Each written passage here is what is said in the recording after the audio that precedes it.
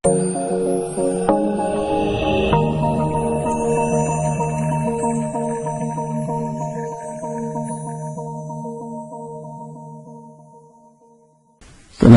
warahmatullahi wabarakatuh. Selamat datang.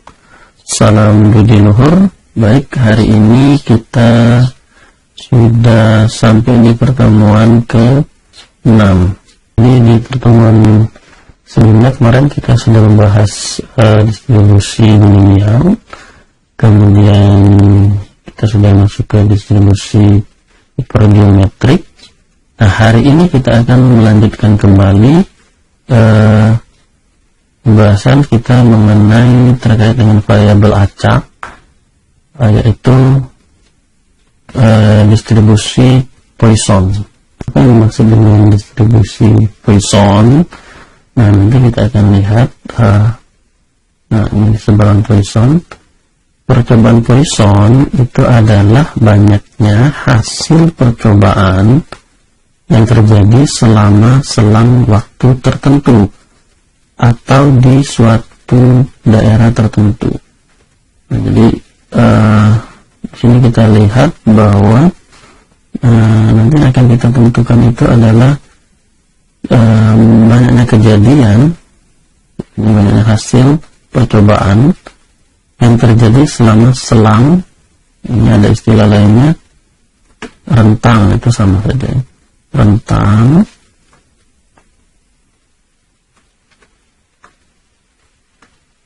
rentang atau selang waktu tertentu atau di suatu daerah tertentu. Nah, sebenarnya rentangnya ini tidak hanya terbatas mengenai waktu atau daerah, jadi bisa juga sebenarnya merupakan jarak, ya, rentang itu jarak tertentu, kemudian luas, bisa juga volume dan lain-lain, ya. Nah, tapi kalau di sini kita fokusnya ke waktu, ya, waktu ataupun daerah tertentu. Nah, rentangnya itu atau selang waktu itu ya bisa meliputi semenit, seminggu, semusim, sebulan, setahun, dan lain-lain. Nah, di sini ada sifat daripada distribusi Poisson ini atau sebaran Poisson ini, dia rentangnya itu sebanding dengan probabilitas. Jadi semakin panjang rentangnya itu, maka probabilitasnya akan semakin besar. Nah, baik, kita lihat contoh di sini. Jumlah dari telepon per jam. Nah, ini rentangnya atau selangnya atau intervalnya itu adalah per jam. Kemudian yang akan ditentukan itu adalah berapa banyak jumlah dari telepon per jam. Jadi banyaknya kejadian dari teleponnya dalam rentang per jam, ya, itu akan kita tentukan berapa banyak. Nah, jadi dalam waktu per jam ini, 1 jam ini bisa 0, bisa 1, 2, 3, dan seterusnya. Nah, tadi sifatnya adalah semakin panjang atau semakin banyak rentangnya, maka akan sebanding dengan banyaknya kejadian yang akan muncul. Nah, jadi sifat distribusi Poisson itu seperti itu. Nah, misalkan kita ini kalau dalam waktu per jam, kita tentukan. Nah, kemudian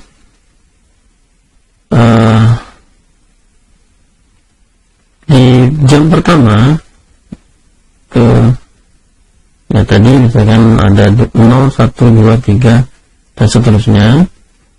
Nah, maka kalau kita perbanyak lagi rentangnya itu, misalkan dalam waktu 2 jam, 3 jam, 4 jam dan seterusnya, maka akan sebanding dengan jumlah kejadian atau banyaknya percobaan yang terjadi, ya, dengan semakin banyaknya rentang yang kita tentukan atau selang yang kita tentukan. Itu sifat daripada distribusi Poisson seperti itu. Jadi semakin banyak rentangnya, jamnya kita tambah, 2 jam, 3 jam, maka akan semakin banyak juga probabilitas kejadian yang akan muncul. Nah, kalau di sini contoh di sini adalah dari telepon. Jadi kita ambil lagi satu jam berikutnya, itu pasti akan sebanding jumlahnya itu. Nah, kemudian sifat yang lainnya di distribusi Poisson ini, dia antara rentang atau selang yang satu dengan yang lainnya itu paling bebas. Nah, misalkan di jam pertama berapa jumlahnya itu kita tentukan. Nah, nanti satu jam berikutnya kita akan tentukan lagi berapa banyak jumlah dari telepon. Nah, antara rentang yang pertama atau selang yang pertama, satu jam pertama dengan satu jam kedua tadi, itu tidak saling mempengaruhi. Jadi di jam pertama misalkan ada 10. Nah, nanti di jam berikutnya, satu jam berikutnya mungkin ada 5. Nah, itu tidak saling mempengaruhi, jadi dia saling bebas. Nah, seperti itu ya. Ini ada contoh yang lainnya, misalkan banyaknya pertandingan ditunda karena hujan dalam satu musim pertandingan. Nah, satu musim pertandingan ini adalah rentangnya, gitu ya, rentangnya atau selangnya. Kemudian yang akan ditentukan itu adalah banyaknya pertandingan ditunda karena hujan dalam banyaknya pertandingan ditunda karena hujan. Itu yang merupakan kejadian yang akan kita hitung, ya, akan kita tentukan. Oke, nah, bagaimana kita menentukan banyaknya distribusi Poisson ini atau peluang distribusi Poisson ini? Nah, kita akan menggunakan persamaan ini, ya. Persamaan ini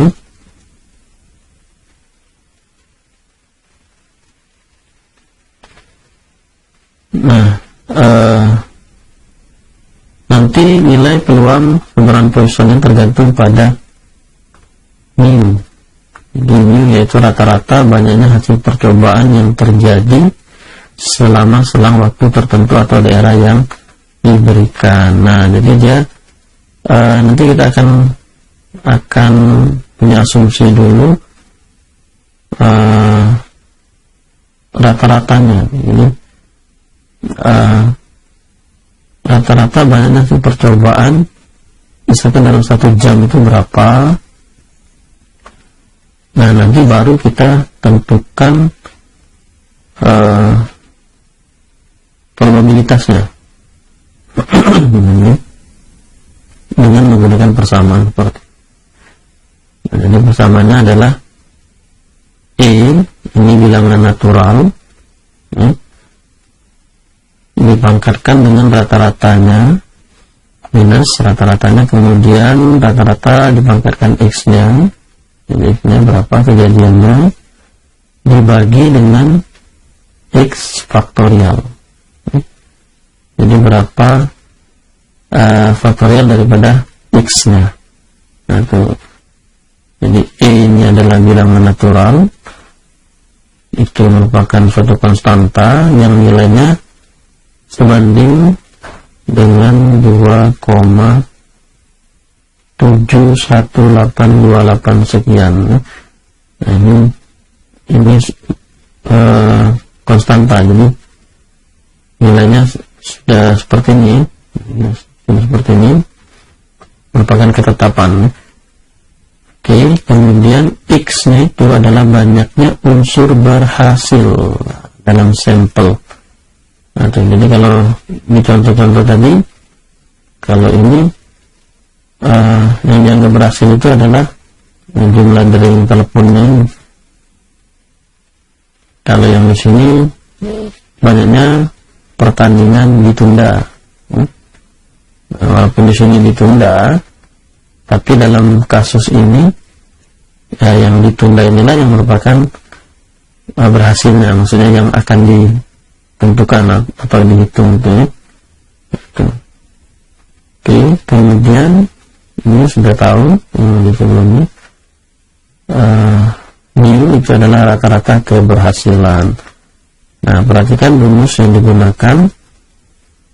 Peluang suatu kejadian Poisson itu dihitung dari rata-rata populasi. Jadi kalau nanti nilai rata-ratanya sudah diketahui, kita bisa langsung menentukan ini memberikan rumus. Tapi kalaupun nilai rata-ratanya itu belum ada, artinya kita akan tentukan dulu. Masih ingat untuk menghitung rata-rata itu menggunakan rumus P kali N. Berapa P-nya, kemudian dikalikan berapa N-nya. Oke, nah sekarang kita lihat contoh. Di sini ada contoh. Yang pertama itu rata-rata jumlah hari sekolah ditutup karena salju selama musim dingin di suatu kota di Amerika Serikat adalah 4. Nah, jumlah harinya ada 4 nih. Nah, yang ditanyakan itu berapa peluang bahwa sekolah di kota ini akan ditutup selama 6 hari dalam suatu musim dingin. Nah, di sini kita lihat bahwa 4 ini adalah rata-rata. Jadi rata-ratanya sudah, kebetulan di sini sudah diketahui. Kemudian yang ditanyakan itu adalah X-nya itu adalah 6 hari. Maka dengan menggunakan rumus tadi kita bisa hitung probabilitasnya itu seperti ini. Jadi E-nya berapa? Ya, kalau ini dibuat aja, tentukan dulu yang E-nya itu sudah ketetapan ini. Kemudian mu-nya itu 4, ya, sudah diketahui minus 4. Kemudian mu dipangkatkan X, jadi 4 pangkat 6, kemudian 6 faktorial. Artinya dari X-nya ya, faktorial, kemudian dihitung menggunakan kalkulator juga bisa ini. Pangkatkan minus 4, hasilnya berapa? Ini kemudian dikalikan 4 pangkat 6 dan dibagikan dengan 6 faktorial, itu adalah 720. Maka didapat probabilitas Poisson itu 0,1042. Nah, jadi kita bisa lihat bahwa di kasus ini adalah termasuk probabilitas Poisson, karena kita menentukan banyaknya kejadian itu dalam satu rentang atau interval tertentu. Nah, kalau di sini suatu musim dingin, ya, selama musim dingin. Oke, itu contoh yang pertama. Kemudian kita lihat lagi contoh yang kedua. Berdasarkan pengalaman, setiap mencetak 10.000 lembar kertas, terdapat 100 lembar yang rusak. Nah, ini ada pengalaman seperti ini. Nah, pada suatu waktu perusahaan mencetak 1.000 lembar kertas. Hitunglah probabilitasnya. Yang A-nya itu tepat mendapat 5 lembar kertas yang rusak. Kemudian B-nya mendapatkan paling banyak 2 lembar kertas yang rusak. Nah, ini contoh kasus probabilitas Poisson. Nah, untuk menjawab pertanyaan tersebut kita lihat. Nah, yang pertama kita tentukan dulu berapa probabilitas mendapatkan kertas yang rusak. Itu dari keterangan yang di soal ini sebelumnya, bahwa setiap pencetak 10.000 lembar maka ada 100 yang rusak. Maka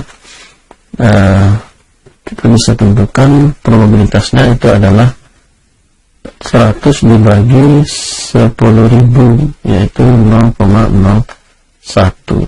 Kemudian dari sini kita menentukan rata-rata. Ini rata-ratanya kalau untuk kasus ini adalah jumlah N-nya itu adalah 1000. Ini akan kita tentukan. Jadi kalau kita mencetak 1000, kalau perusahaan mencetak 1000 lembar, berapa probabilitas yang A dengan B?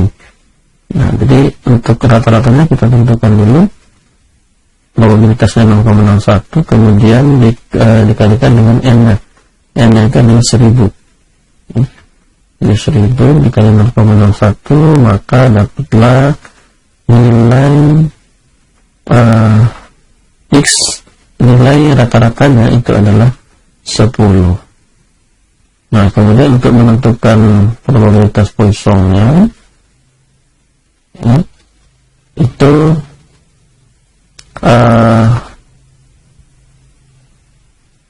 kita masukkan ke rumus yang tadi. Jadi di sini sudah ketemu nilai rata-ratanya 10, minusnya, kemudian X-nya 5, kemudian dikalikan I tadi, bilangan natural, kemudian pangkat minus rata-rata. Jadi pangkat minus 10 dibagi X faktorial 5 faktorial. Nah, ini silakan dicari. Nah, dihitung pakai kalkulator. 5 faktorial itu 120, kemudian I pangkat minus 10 nya 10 pangkat 5,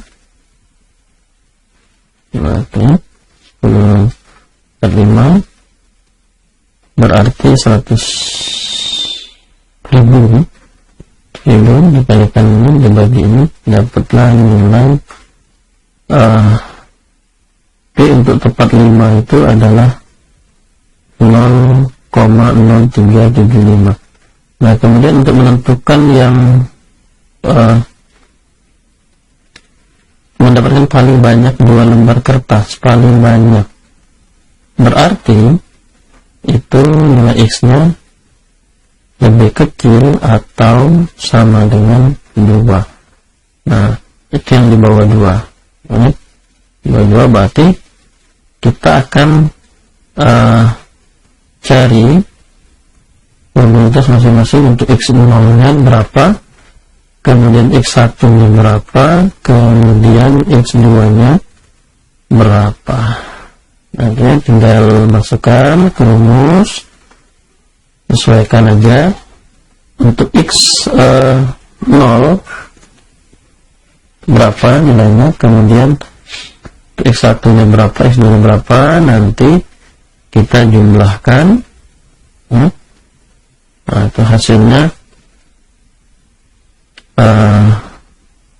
penjumlahan daripada 3 ini. Nah, itulah probabilitas distribusi Poisson untuk nilai X-nya, ataupun kalau di sini kasusnya adalah paling banyak 2 lembar kertas yang rusak.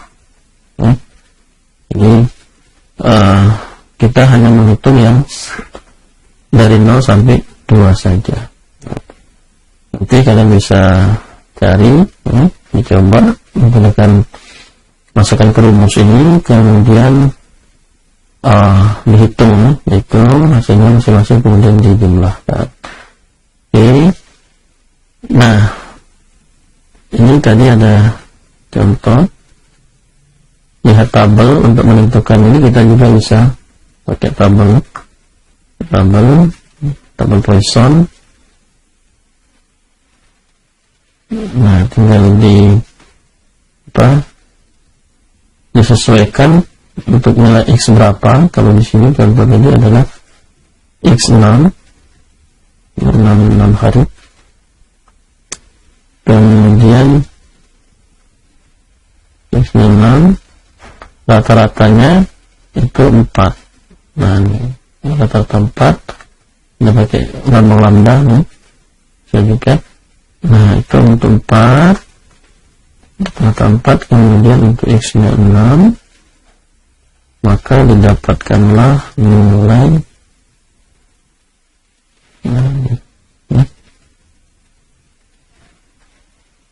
ini adalah 6,1042 sesuai dengan ini.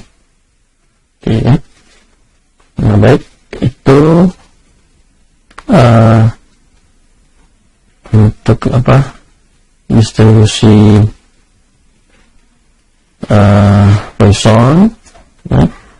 Nanti kalian baca-baca lagi contoh-contoh dan contoh-contoh yang lain. Jadi untuk rentangnya sebenarnya tidak terbatas hanya waktu saja ataupun daerah tertentu ya. Nanti bisa dilihat contoh-contoh yang lain itu rentangnya bisa berupa jarak, luas, volume, dan lain sebagainya. Baik, untuk pertemuan hari ini aku pikir kita cukup sampai di sini terlebih dahulu. Kita akhiri dengan wassalamualaikum warahmatullahi wabarakatuh.